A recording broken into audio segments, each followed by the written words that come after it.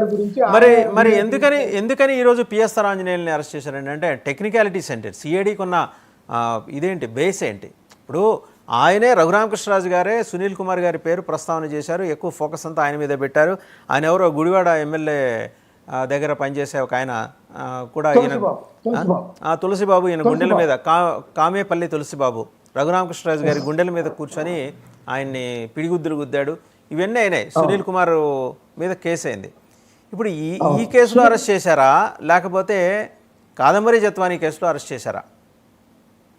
అంటే యాక్చువల్గా ఇప్పుడు ఈ రెండు కేసుల్లో గుంటూరు నగరంపాలెంలో కేసు, విజయవాడ పోలీస్ కమిషనరేట్ పరిధిలోనేమో కాదంబరి జత్వానీ కేసు, అదేవిధంగా ఇక్కడ గుంటూరు నగరంపాలెంలో వచ్చేసేమో రఘురామకృష్ణరాజు గారికి సంబంధించిన కేసు. ఈ రెండు కేసుల్లో కూడా తాత్కాలికంగా కావచ్చు A2 గానే పిఎస్ఆర్ ఆంజనేయ గారు ఉన్నారు.